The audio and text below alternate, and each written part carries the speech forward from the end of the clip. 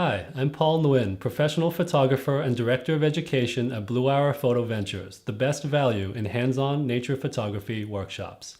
In this tutorial, I'm going to teach you how you can take the digital images that come out of your camera and bring them to that next level, making them pop and giving them that polished look that says, this is not just a picture, it's a photograph.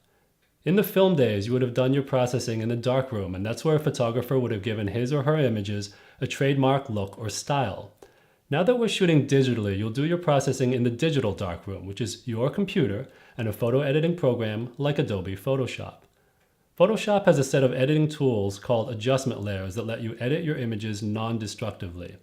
What that means is that you can apply edits without affecting or destroying the original image, and you can tweak an edit or get rid of it completely as many times as you want without penalty, even after you save the file, close it, and reopen it again. Adjustment layers just sit on top of your image layer, and unlike your image layer, an adjustment layer contains no pixels, just information about how the pixel layer underneath is altered. So let's work with Adobe Photoshop Creative Cloud and see how we'd use adjustment layers in very simple ways to improve an existing image. Browse your photos in Adobe Bridge and choose one you'd like to edit and open it in Photoshop. If you captured your image in RAW format, when you first open it, you'll see it open in Adobe Camera Raw. Be sure to check out Lauren's tutorial on editing RAW files to make use of the greater creative control that RAW offers. Once you're done editing your RAW file, open it in Photoshop. One thing that's really helpful is if you enable the option to open your RAW file as a smart object in Photoshop. A smart object means that you can always reopen that RAW file and tweak it again later if you want to, even if you've started adding further edits in Photoshop. If you chose to capture your images in JPEG format, then when you double-click it for the first time in Bridge, it will simply open straight into Photoshop. Either way, you'll see your image in the workspace and a small representation of your image as an icon in the Layers palette. My image, if it were a JPEG, would exist as a pixel layer in Photoshop. If I were to directly edit this layer in any way, save it, and close it, my image would be permanently changed, and it would be very difficult and maybe impossible to restore it to its original state, and successive edits would further degrade the image. This is what we'd call destructive editing. Even if I worked on my image as a RAW file and opened it as a smart object, I may still wish to further refine the image with a few very specific edits that are compartmentalized into their own modules that can be turned on or off individually or retweaked easily at a later time. So we prefer to put our additional edits or adjustments onto their own layers, which exist separately from the pixels that make up the image. The adjustment layers I use most commonly are levels, curves, hue saturation, and vibrance. The first adjustment I generally work with is levels. When I add an adjustment layer, a representation of it appears in the Layers palette, sitting on top of my image layer, and a panel opens up, allowing me to make the adjustments. The Levels adjustment is the first step towards establishing good contrast in your image. A great photograph always has a well-defined black point and white point. The Levels adjustment shows a histogram representing the range of tones in my image, from pure black at the left edge to pure white at the right edge. If my image doesn't already contain tones that are pure black and pure white, my job is to designate what should be black in the image and what should be white. For an image that doesn't have black already, defining a black point usually involves dragging the black point slider over to the left edge of your histogram to designate that the darkest part of your image should be black. Likewise, if there is no part of my image that is white, then I would drag the white point slider down to the right edge of my histogram to designate that the brightest part of my image should be white.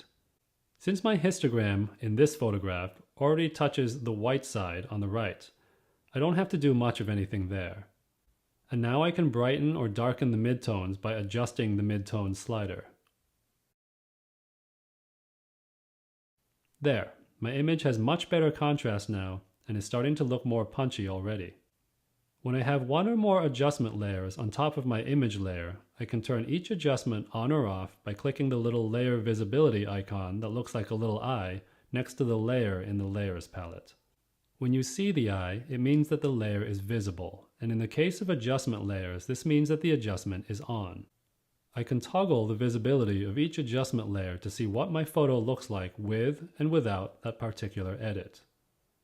The next adjustment layer I like to use is Curves. Curves is a very flexible tool that gives me more control over the brightness, darkness, and contrast of my image than Levels does. By adding Curves as my second adjustment layer, I see a small representation of it appear on top of my last layer. So now I have a small stack of layers consisting of my image and 2 adjustments. The adjustments I add work together to affect how the image layer underneath looks. In the Curves window, I again see a histogram representing all the tones of my image. Since I've already got a Levels adjustment layer underneath this one, the histogram you see in the Curves window represents the image with the Levels adjustment affecting it. The diagonal line going across the histogram lets me make adjustments to the brightness of certain tones in my image. To make the whole image brighter, I would click on the line, which adds a control point to the line. I can then slide the line up to make the image brighter, or down to make it darker. Now here's where the power of the Curves adjustment really comes through. If I want to make just the dark areas or shadow areas of my image brighter or darker, I can add a control point to the part of the line that sits over the shadow part of my histogram. And then I can adjust the brightness of just those tones, while the brightness of the midtones remains locked in place. And likewise, I could do the same thing to adjust the highlights. If I ever want to get rid of a control point I've created, I just slide that point off the edge of the graph or slide it into another point. I can use the Curves tool to create greater contrast in my image as well. If this line becomes steeper than it is now, that means the contrast is greater. If the line becomes less steep, the contrast is reduced. So to make the whole image more contrasty, I drag the ends of the line inward like this, so that the whole line becomes steeper. To reduce contrast, I do the opposite.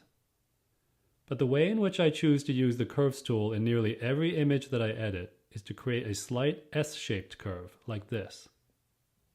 I lift the bright areas just a bit, darken the shadows a tad, and this also creates a bit more contrast in the midtones, where you see the line getting a bit steeper.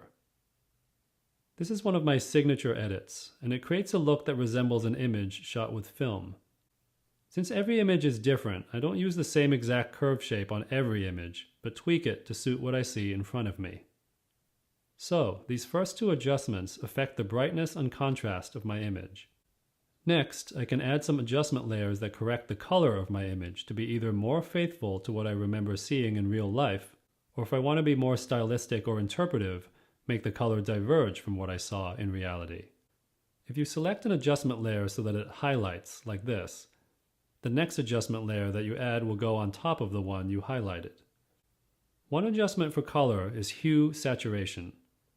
Hue affects the value of the color itself. It's what makes red look red and not green, while saturation affects the intensity of the color. I almost never change the hue, or if I do, I keep it very minimal, preferring to stick with what I captured in the camera.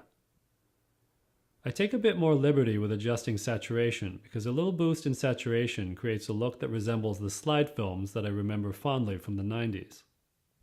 Don't go overboard with saturation because the image very quickly degrades as the color clips and becomes very harsh and grainy and unrealistic. Keep it subtle. With hue saturation, I can choose to adjust the whole image by keeping this selection on master. Or I can edit just one range of colors at a time, such as reds or blues. These adjustments are cumulative, so I can adjust the reds, then the blues,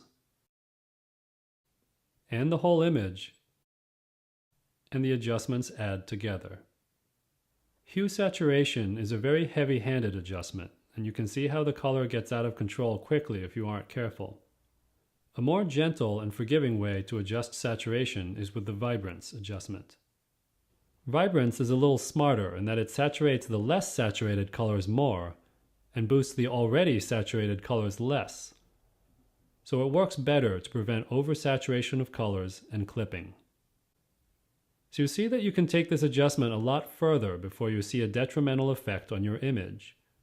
The vibrance adjustment also has a slider called saturation, but the saturation adjustment here is a lot more gentle and restrained than what we find in the hue saturation adjustment. These are just a few of the adjustment layers that are available in Photoshop, and if you choose, you can add many more adjustment layers, add them in any sequence, and even add multiple versions of the same type of adjustment layer. The real beauty of these adjustment layers is that you can always change your mind about them. You could go into an adjustment layer and tweak the settings as many times as you want. You can delete an adjustment layer and then add it back in later. And you can do this even after you've saved, closed, and reopened the Photoshop file. All this can be done without disturbing the original image. If I get rid of all of my adjustment layers, the image underneath looks exactly as it did when I opened it the very first time. So practice with adjustment layers and you'll soon figure out the adjustments and settings that give your photos the look that you want. Don't be afraid to experiment, because the great thing about the digital darkroom is that you can always undo your mistakes. In this tutorial, we learned how to edit our entire image with adjustment layers. In my next tutorial, I'm going to teach you how to confine your edits to specific areas of your photograph using a tool called layer masks. I'm Paul Nguyen of BlueHour Photo Ventures, and I thank you for joining me.